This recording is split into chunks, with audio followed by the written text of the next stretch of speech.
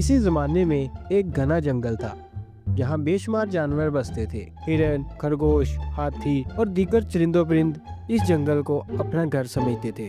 मगर इस जंगल में एक बड़ा खतरा भी मौजूद था, एक होनहार और जालिम शेर। वो जंगल के सभी जानवरों पर अपना डर बिठाए रखता था और रोजाना 2-3 मासूम जानवरों को अपनी भूख मिटाने के लिए हलाक कर देता था। सभी जानवर इससे बेहद खौफजदा थे और कोई भी इसके खिलाफ कुछ बोलने का या कुछ करने की हिम्मत नहीं रखता था। इन्हीं जानवरों में एक नहायत चालाक और समझदार बंदर था। वो दूसरों की तरह ना तो बुज़दिल था और ना ही जालिम शेर के सामने घुटने टेकने के लिए तैयार था। वो हमेशा अपनी दुनिया में मगन रहता, दूसरों की मदद करता और जंगल के असूलों को समझने की कोशिश करता। एक दिन वो अपने खाने की तलाश में निकला हुआ था जब अचानक उसने देखा कि जंगल में सन्नाटा छाया हुआ है।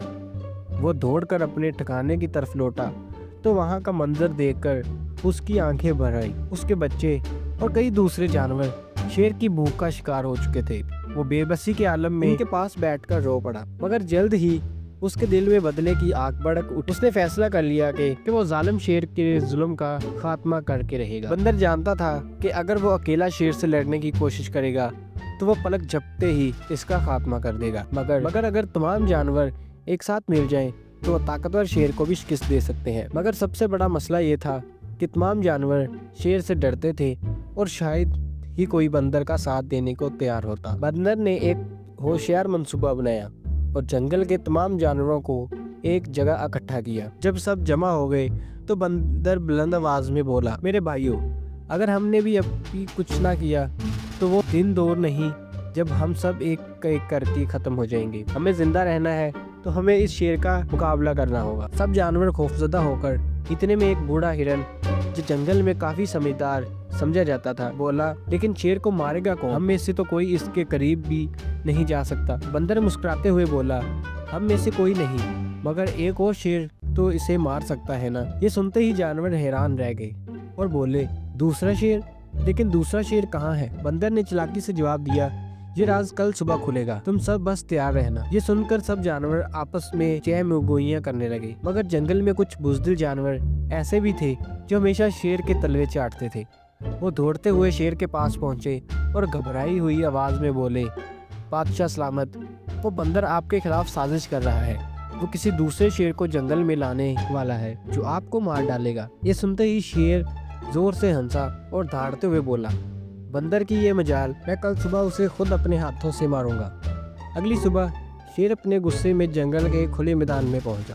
वहां कुछ दूर उसे एक और शेर नजर आया जो पानी के करीब बैठा हुआ था।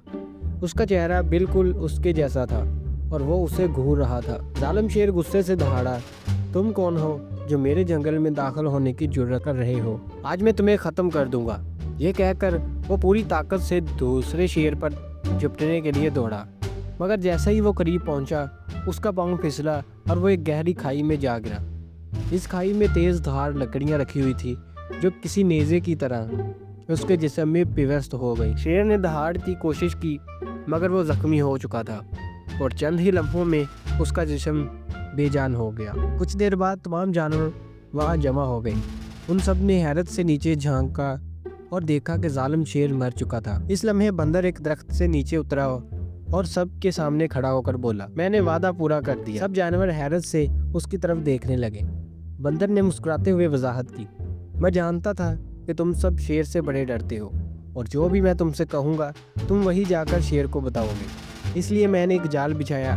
मैंने पहले ही एक खाई में नोकदार लकड़ियाँ रख दी। फिर मैंने तुम्हें ये कहानी सुनाई कि एक और शेर आया है।